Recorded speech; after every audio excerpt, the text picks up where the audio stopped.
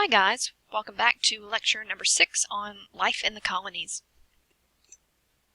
So we can't talk about life in the English colonies without first understanding the plight of the original inhabitants of the land, the Native Americans. Many tribes were no longer strangers to Europeans by the 1620s and 1630s, and while there was some trade between the English and many Native American tribes, eventually the issue of land ownership is going to come to really dominate the relationship between these two groups, and dominate not in a very good way. As early as 1622, for example, violence erupted in the Virginia colony when some 347 whites were killed, including a number of missionaries who had just recently come to the Jamestown colony. So we're going to see that some of the issue is that with land ownership, you have very different cultural understandings of that. For many native peoples, they simply don't understand land ownership. And in other ways, a lot of it will have to do with the fact that the English want the native peoples gone when it comes to wanting their land. They don't need them around for trade purposes. So we'll see, for example, that a generation or two into the Plymouth colonies existence, we'll see an uprising amongst the Wampanoag tribe. This conflict will become known as King Philip's War, the name that the English settlers gave to Metacom, who was the chief of the Wampanoags. They dubbed him King Philip. And what we're going to see is in 1675 and early 1676, the Wampanoag, along with the Narragansett and many other tribal peoples, were fed up. They were tired of the English continually infringing upon their land. They were tired of the English letting their livestock, their pigs, their goats roam free, and in many cases roam onto Native American land and eat up their crops. They're done with this. Okay, so we'll see a mass uprising in New England in which more than half of the towns there were assaulted by native warriors. And for a period of time, it appeared that perhaps the natives might have been successful in driving the English all the way to the coastal area. They killed between 600 and 800 Englishmen using weapons, English-made weapons, that they had now mastered the use of. The issue from the standpoint of the Wampanoag and these tribes, though, is they didn't have a source to reload with ammunition. So this will ultimately lead to them, the tide turning against them as the English are able to get resupplied. Ultimately, Metacom will be captured, drawn and quartered. His hands will be chopped off and sent to Boston. His head will be chopped off and stuck on a pike and displayed for the public in Plymouth. So in the case of King Philip's War, the native peoples will once more be defeated by the English, and their land will be taken from them. We'll see this pattern happen over and over again. So moving on to discuss the English in these colonies, when we talk about life in the southern colonies, and by that I mean the Virginia colony first, right, with Jamestown, and then later Maryland and Carolina and ultimately Georgia. Survival was the name of the game in the southern colonies.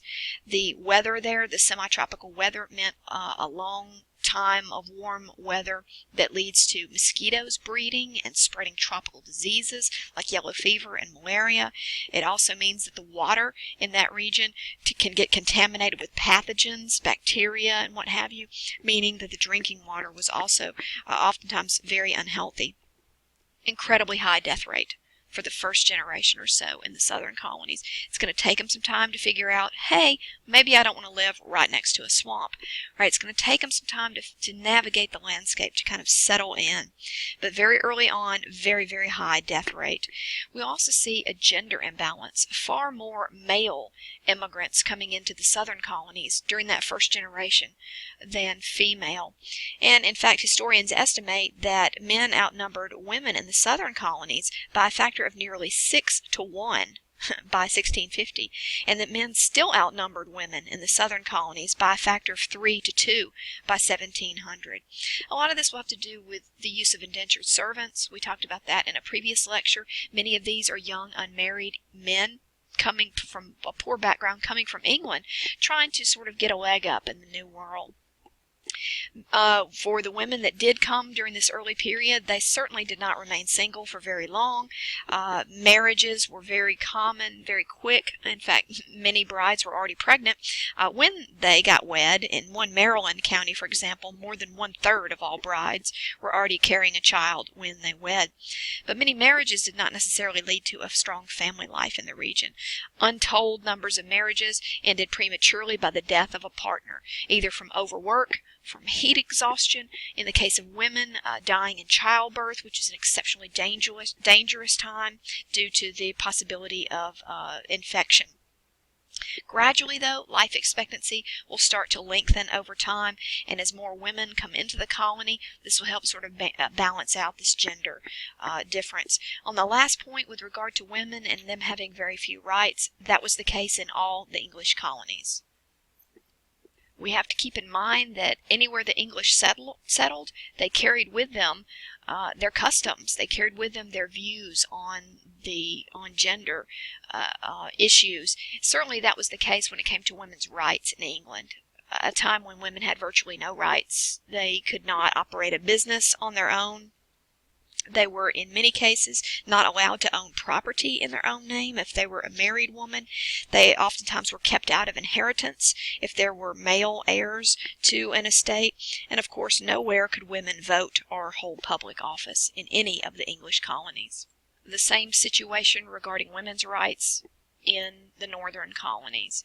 Although I will say that in the northern colonies, women often constituted the bulk of the congregation in many of these Puritan settlements there. So they are kind of, I mentioned, the spiritual backbone of society.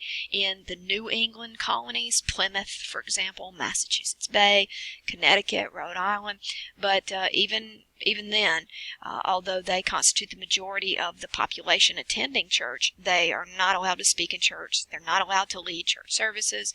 They, of course, do not have any political rights.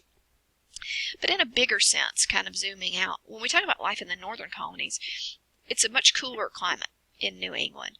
That meant that you have less chance for the spread of tropical diseases, especially carried by mosquitoes and ticks, because you have a very, very cold winter up there.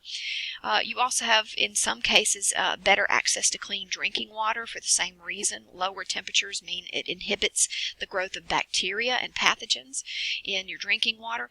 And typically speaking, if you ended up in the northern colonies, aside from that first bumpy year or so at Plymouth, you could expect to add about 10 years to your life expectancy if you had just come over from England. So in that way, we see a very, very striking difference. We also do not see a gender imbalance in the northern colonies. These are the Puritans, remember. They're coming as family groups to resettle permanently in the New World.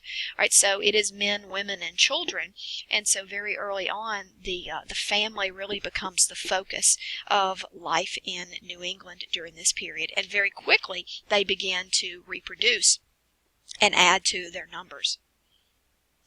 Now, on the subject of women, Anne Hutchinson is a good example of how women during this period were expected to be seen but not heard from. So Hutchinson, for example, grew up in England. Her father was a minister, a deacon, within the Church of England. He had a vast library of not only the Bible, but writings on church matters. So growing up, she absorbed all that information. She could read and write, very much aware of her own spirituality. She will eventually embrace the Puritan sect. She and her husband will, and their 15 kids will decide to relocate to the New World, to the Massachusetts Bay Colony, to seek religious liberty. And when she does, she starts to get in hot water pretty quickly with the male church leadership of the Puritan congregation. Mainly because she's going to hold Bible study sessions in her own home. She's going to start advocating ideas that perhaps good works or good deeds were not really what got you into heaven. She instead, based upon her understanding of the scriptures, said that instead faith was what got you to the pearly gates.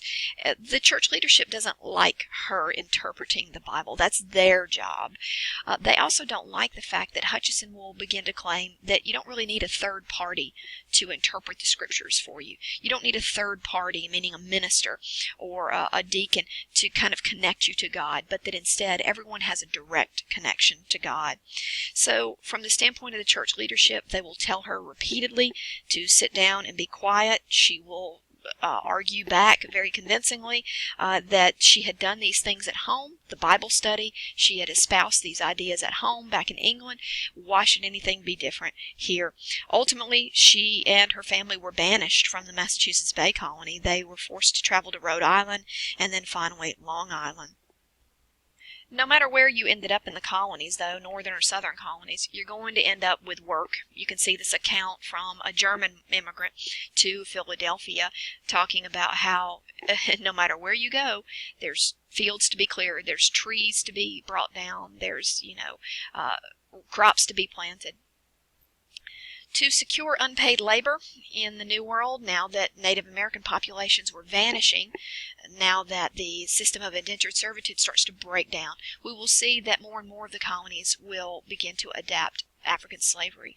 And so we also need to talk about those immigrants that were forced to come over to the New World, those being the African slaves. The Middle Passage was the beginning of their harrowing journey, of which many did not manage to survive. An estimated 1/3 to 1/2 of slaves that were put aboard these ships in overcrowded conditions did not survive to see the New World. You can see this diagram of a slave ship where they were literally packed in person to person. Disease spread very quickly, unsanitary conditions, dehydration, starvation, just a brutal experience. And then you can see that the majority of the Africans imported to the Americas did not even end up in English North America. The majority of them ended up in South America and Central America and the West Indies.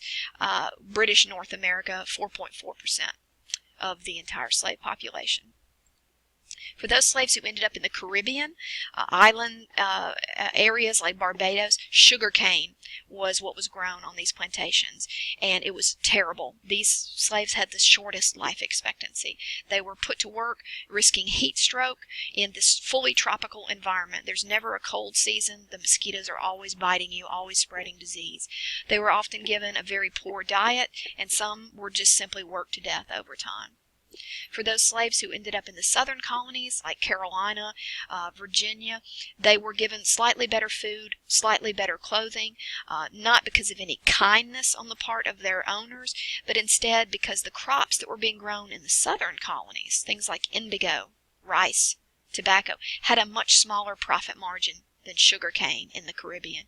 And so the economic calculation that many of these slave owners will make is, I paid this amount for this slave, I need to keep them alive not just 6 months, but 3 years.